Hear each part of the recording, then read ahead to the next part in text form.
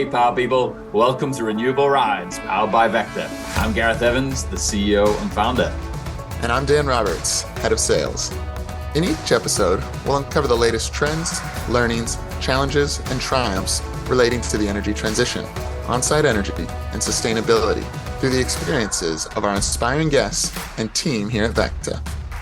So get ready for an exhilarating adventure into the fast-paced world of challenging limits, adapting purposefully, and empowering co-creation to accelerate the energy transition with those that are on a mission to create a more resilient, profitable, sustainable, and thriving energy future. So let's go.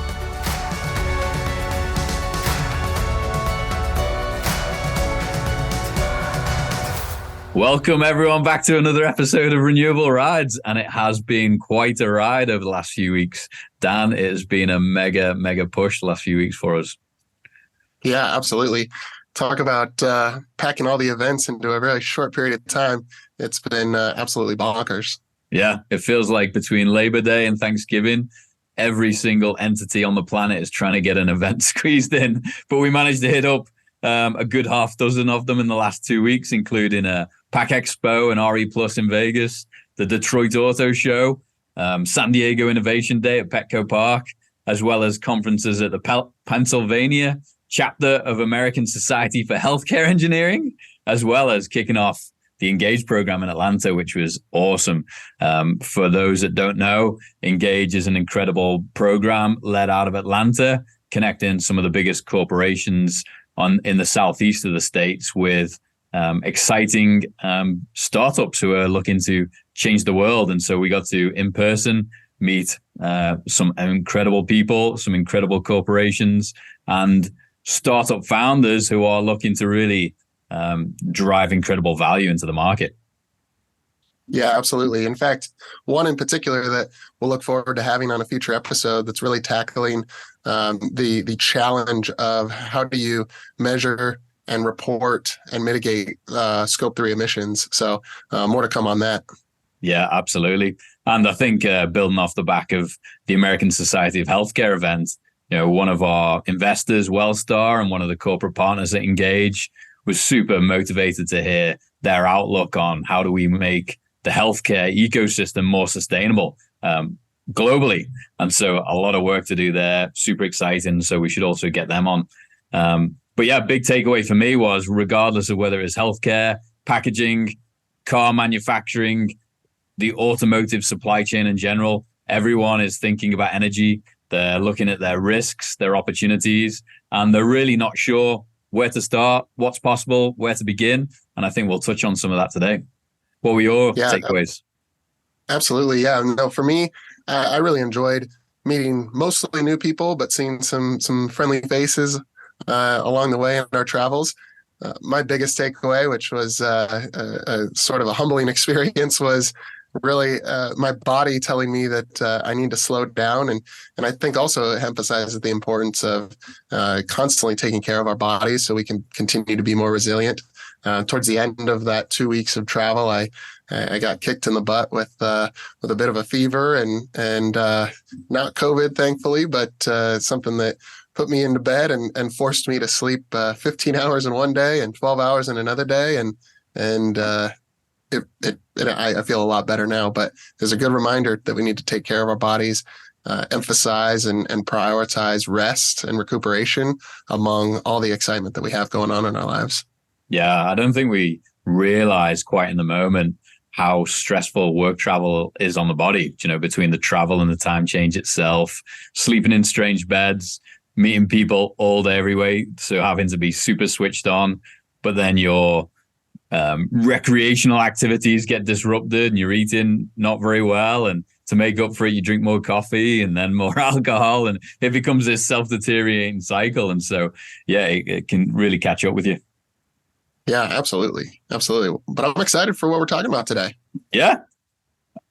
The pyramid, as we talk about it, in terms of at VECKTA, we think about the energy transition as having 4 big levers which we can pull in to achieve our desired energy objectives. And Dan, I'd love you to give us an overview and insight into what the pyramid is and how businesses can think about the energy transition. Yeah, absolutely. So For those that are consume the podcast on YouTube, I'm actually going to pull up an image that actually shows the inverted pyramid. But really, how we think about it is really in the form of what's going to drive the most enterprise value and deliver the outcomes that we're looking for. So the four major levers are on-site energy and maximizing the generation and storage and grid interaction of your facility. Energy efficiency, so this can be things like electrification of fossil-based assets. This can be changing set points and behaviors throughout a facility. And many companies have started to go on that journey, at the very least, with switching out LED lighting. But really, the whole goal there is reducing your load so that you have to consume less. The central grid has to generate less, or you can fulfill more of your load with an on-site system. The other two levers are offsite energy or virtual power purchase agreements, which we can certainly go in much deeper on a future episode. And then the last being carbon accounting, or really the two major levers there being carbon offsets and renewable energy certificates that companies can use to offset their emissions. So we'll go into much further detail on each of those, but we call it an inverted pyramid because we want to look at from the bottom to the top, what is going to drive the most enterprise value. So really, the offsets and renewable energy certificates sit at the bottom. Offsite PPAs and virtual power purchase agreements then kind of deliver a little more enterprise value, but not a ton. But then efficiency and on-site energy are really gonna drive the most value and deliver the outcomes we're looking for. Yeah, thanks for sharing that, Dan. I think it's super important, isn't it, to think about the enterprise value and where the greatest return on investment for the business is going to be. I think we always hit hard on this point that sustainability should not be at the expense of profitability. I think profitability and sustainability go hand in hand. And that's why we think about it in terms of enterprise value. And I think the importance of the enterprise value filtering back to the three big drivers for businesses. How do we reduce or manage our costs? How do we manage our business risk around power resilience and security? And then also, how do we reduce our emissions? One, to do the right thing for our communities and societies, but also to be able to differentiate our businesses, whether it's to our employees, to our customers, to the capital markets, the stock market. These are all very important factors for businesses to consider. And across the inverted pyramid, there's definitely different value stacks for each of them. Yeah, certainly. I think one way that it can be seen is through the way that we even label or talk about these things. So when we think about energy generation or storage assets, I was trying to look for a way to describe the word, but they're called assets. And when we think about a business, really you've got your balance sheet and you've got assets and liabilities, and so if you're building an asset, an energy system at your facility, you are creating an asset. And I think that's something that really needs to be emphasized when you think about the utilities and the centralized grid. Those major power plants, whether they're a nuclear power plant or a gas-fired power plant or coal-fired power plants of the past, those are assets for those businesses as well. Same rationale can be held for a business that builds an energy system or an energy asset at their facility versus purely just purchasing energy, which is an operational expense. Or worse yet, purchasing energy and then having to offset them in the form of carbon offsets or carbon credits. None of that, purchasing of electrons through the centralized grid or supplementing the purchase of energy or electricity with carbon offsets or renewable energy credits, none of those are really assets. And so I think just the vernacular that we use can highlight the value of these systems. Yeah, 100%. I think the reason why we have on-site energy at the top of the pyramid is because in terms of deploying that asset, whether it be solar, storage, fuel cells, gas turbines, you are able to actually manipulate all three of those business drivers. You're able to manage, maintain, and or reduce your costs, especially in light of escalating utility rates. So even if you are cost neutral today. Over the next 20 years, utility rates are only going to go up. And so you've locked in your rates and you can guarantee your cost base for a long period of time.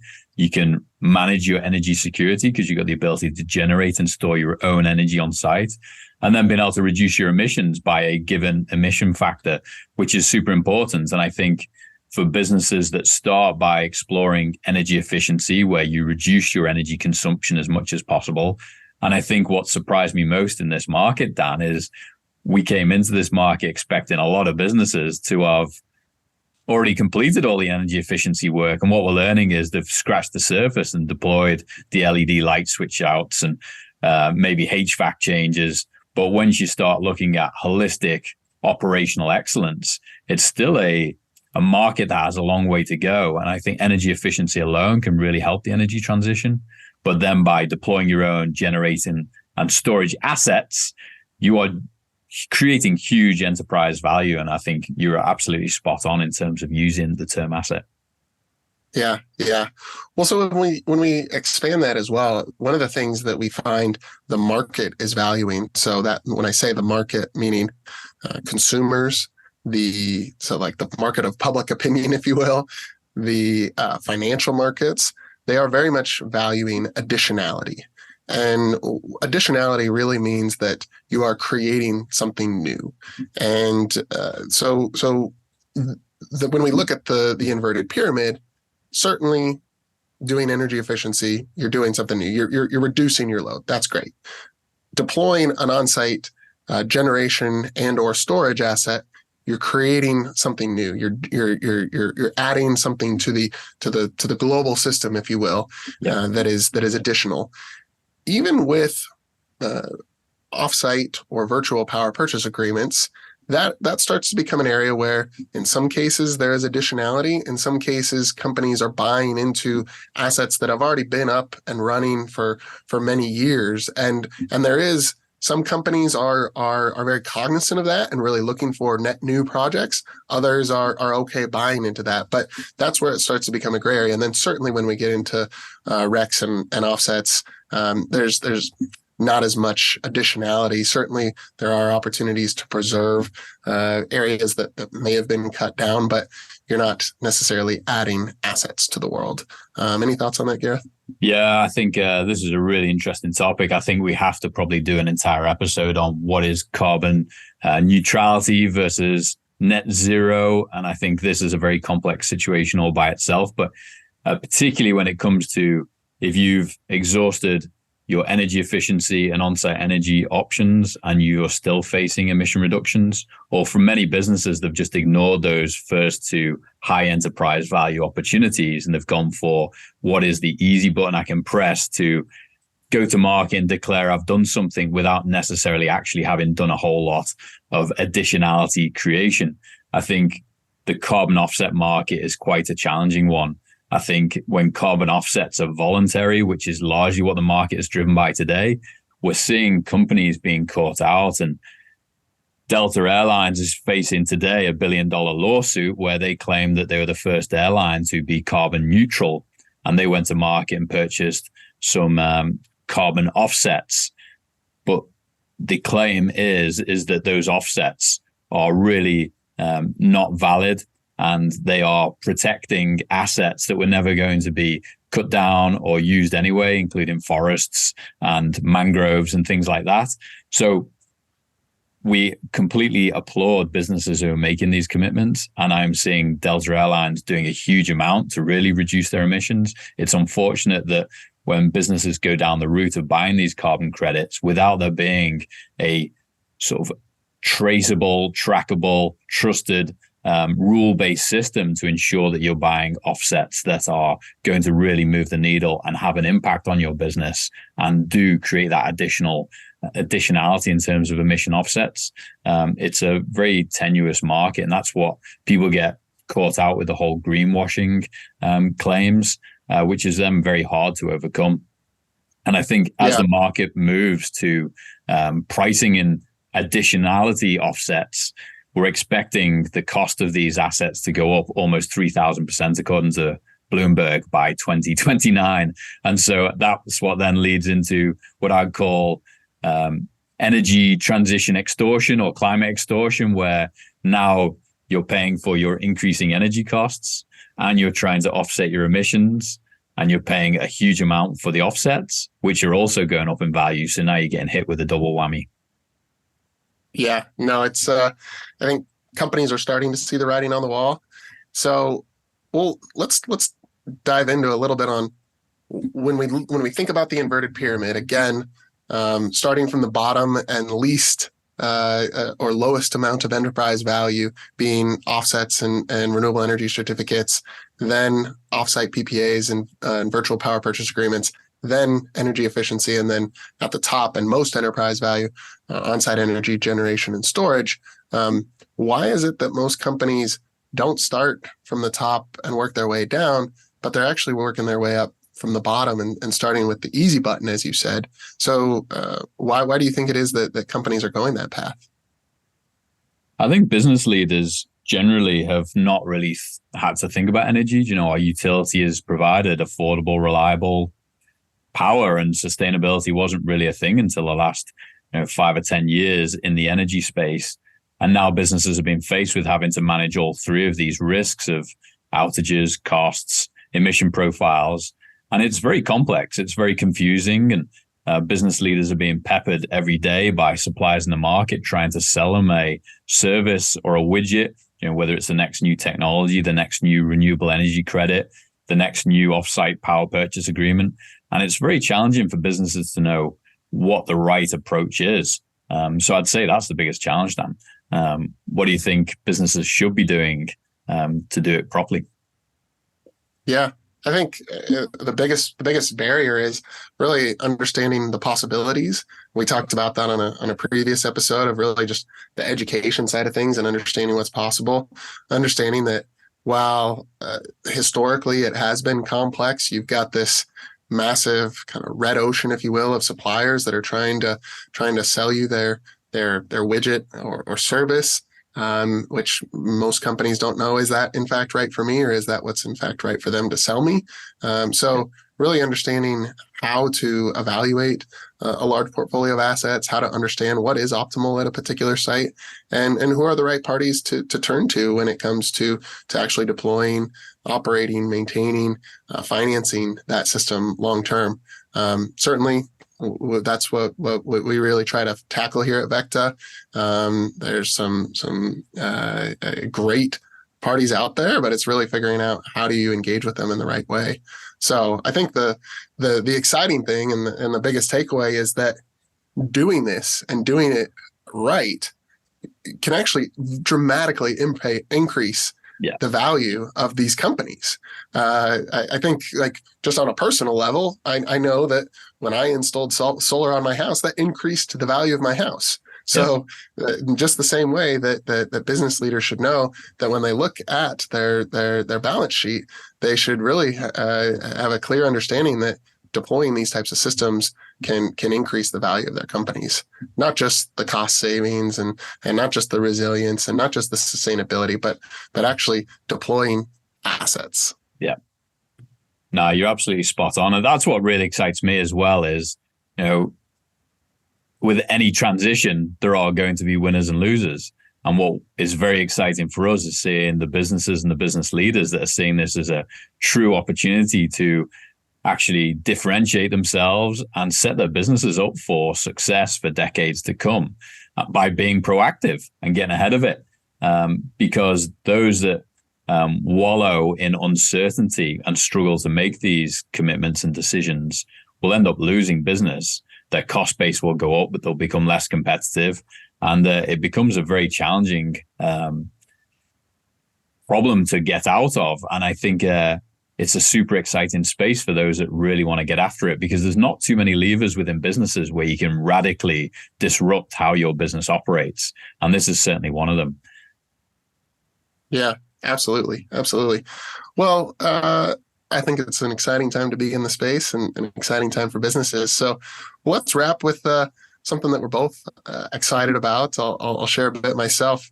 I was reflecting a bit as I was having to stay in bed for a couple days there of just my love of nature. Gareth knows I I call it nature therapy when I can get out and into the outdoors. And I was looking at some of the photos behind me of places that I visited or lived, and once I started feeling better on Sunday over the weekend, I was able to take my boys on a hike, and it's funny, I'm trying to instill that love with them, and at first they're like, I don't want to go to that park, and the moment we get there and they start running on the trails and chasing squirrels and lizards and birds, and I just continue to hear, I love nature, which as a father, there's nothing that makes me happier.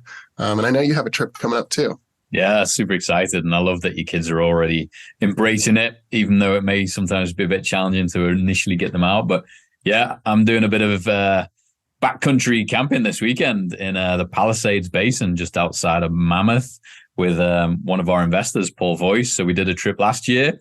Looks like we're going to make it a bit of an annual tradition. Looks like 2 days are going to be pretty good, and then it's maybe going to get pretty nasty. So potentially even some snow up there. So it could be quite an adventure, but I'm excited to get out there, get out of some cell service, and do some wild camping. Love it. Well, you guys absolutely enjoy. I'm jealous I can't make this trip, but count me in for next year.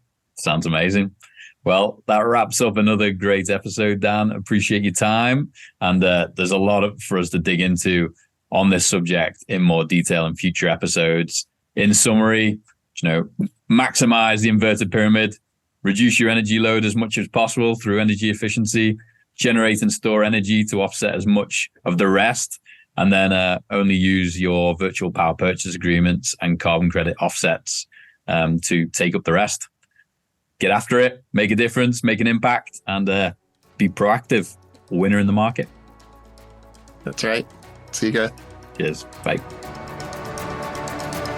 We receive a lot of questions from business leaders around the world wanting to learn more about the energy transition, what is possible, and where to start. So to help you stay informed and up to date on best practices, opportunities, risks, and success stories, we created an industry newsfeed at VECKTA.com/news with all our podcasts, blogs, and newsletter. Check it out and connect with Dan, myself, and the VECKTA team to learn more. Cheers and have a good one.